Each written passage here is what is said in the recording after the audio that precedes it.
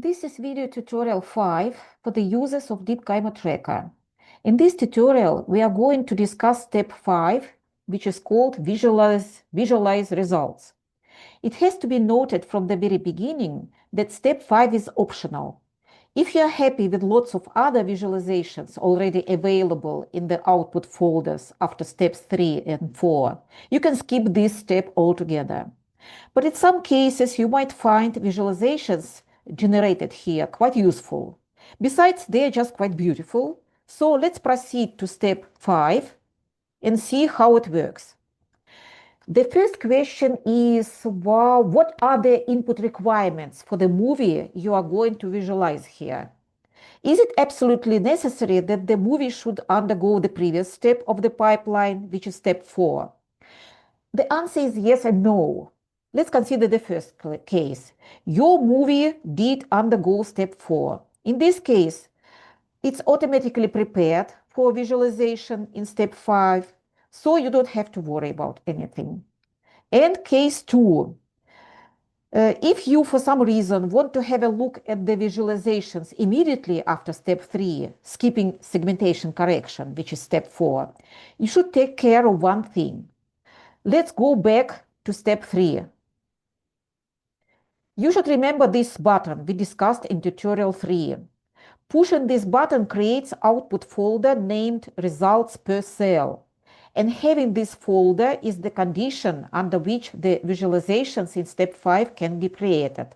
That is why, if you want to directly proceed to step 5 from this page, make sure you press this button before leaving this window. Only after pressing this button, you can either exit or proceed to step 5. I'm going to step 5 now, using the next button. So now we are back in our window, and let's start by uploading the tracked movie we want to visualize. So my movie name is Tracked Movie Tutorial, and I'm opening it. What happened here? We have a message now. Display images haven't been created yet. It might take long to create them. It sounds like a warning. And it is a warning indeed. Why do we need this warning? The thing is that the program needs to create a large number of images for visualization before displaying them on the screen for you. And the creation of those beautiful images might take a really long time. Our current tutorial movie is just, it's a very short movie. It's not even a proper movie. It's just a section of 63 frames containing only 5 cells. But real cell movies can have 3,000 frames and more, and the number of cells can be dramatically bigger. And for the visualization, the program has to generate even several images for each cell in each frame. That is why there's no wonder that it's quite time-consuming process. Therefore, once we push OK button, the process of creation of these images and launch the process of creation these images, a timer will be provided here in this window for you to help you get the sense of the estimated time remaining. And this in turn will help you take this decision as to whether it is worth creating those visualizations at all or not. So let's click OK now. The creation of the visualization images begins.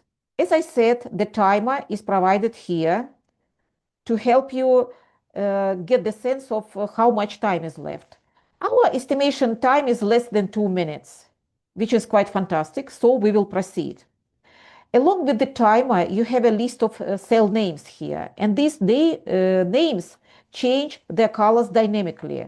Once a particular cell is processed, its color is modified from red to blue. By the end of the process, all the colors should become blue.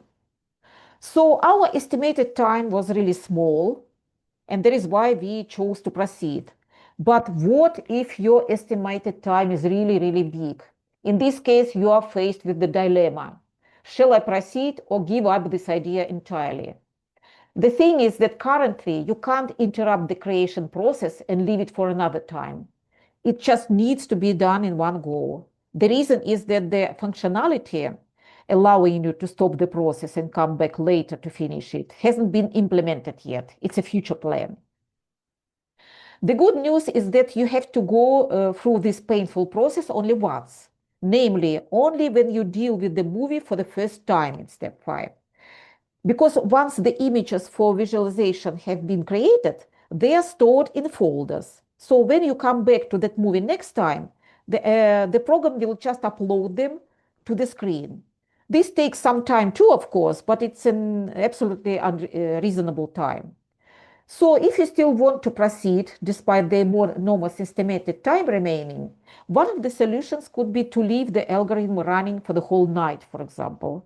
Alternatively, if you don't fancy waiting for such a long time and lost your interest in the visualization of that movie, you may want to choose to do without those visualizations at all and just press exit button. As I said before, you already have some visualizations available in the output folders after step 3 and 4 of the pipeline. They are slightly different, of course, but probably you don't need more. As you can see, the process of creation is finished now, and this button choose cell ID started flashing. Okay, so let's push this button and we have a list of our cells here. Let's pick cell 11, for example. After that, we need to choose a cell property. Let's go for the area. And here they are, the visualizations for cell 11. In the top left window, you can see the tracked frames of the movie given in the bright field channel. Only the frames where our cell 11 was present are displayed here. When you move the slider, you can watch how the location of our cell and its relative position with respect to the neighboring cells is changing from frame to frame. On the right, you have another window with the magnified segmented image of the cell. Again, using this slider, you can get a sense of how its shape is changing. In the middle window, we have the lineage tree of our movie, where the position of our cell is indicated by the red marker. Finally, here in the bottom left corner, we have the diagram of the area of our cell in each frame.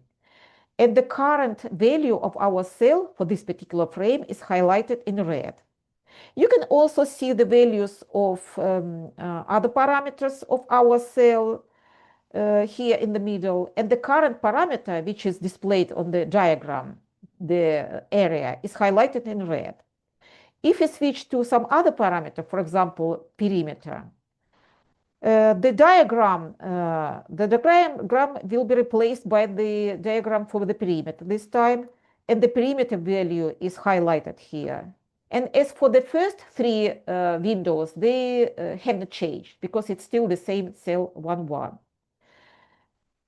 We can also switch to some other cell. Let's go for cell A, for example, and then we have to choose the parameter. Let it be circularity this time. And again, you have pretty similar visualization. This time we have our red indicator running on this green branch.